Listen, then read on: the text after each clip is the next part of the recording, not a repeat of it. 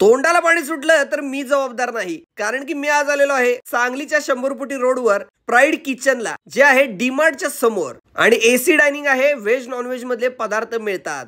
पलीकडे बिर्याणीचा राईस शिजवला जात आहे.